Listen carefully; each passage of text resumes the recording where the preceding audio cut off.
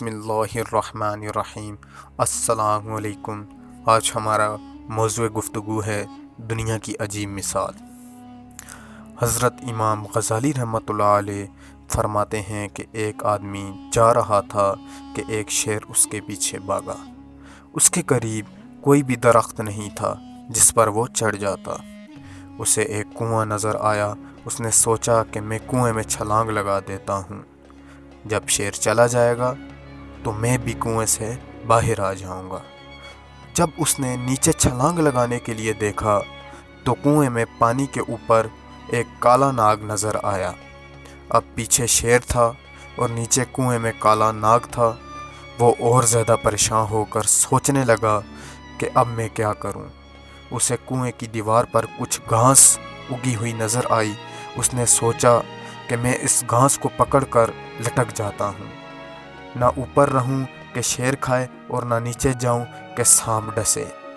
میں درمیان میں لٹک جاتا ہوں۔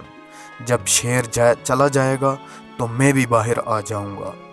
تھوڑی دیر کے بعد اس نے دیکھا کہ ایک کالا اور ایک سفید چوہا دونوں اسی گھاس کو کاٹ رہے ہیں جس گھاس کو پکڑ کر وہ لٹکا ہوا تھا۔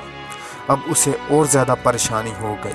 اس پریشانی کے عالم میں جب اس نے ادھر ادھر دیکھا تو اسے قریب ہی شہد کی مکھیوں کا ایک چھتا نظر آیا۔ اس پر مکھیاں تو نہیں تھیں مگر وہ شہد سے بھرا ہوا تھا۔ یہ چھتا دیکھ کر اسے خیال آیا، ذرا دیکھوں تو صحیح اس میں کیسا شہد ہے۔ چنانچہ اس نے ایک ہاتھ سے گھاس کو پکڑا۔ جب دوسرے ہاتھ کی انگلی پر اس نے شہد لگا کر چکھا تو اسے بڑا مزہ آیا۔ اب وہ ایسے چاٹنے میں مشغول ہو گیا، نہ اسے شیر یاد رہا، نہ ناگ کا خوف رہا، نہ چوہوں کا ڈر۔ سوچیں کہ اس کا انجام کیا ہوگا۔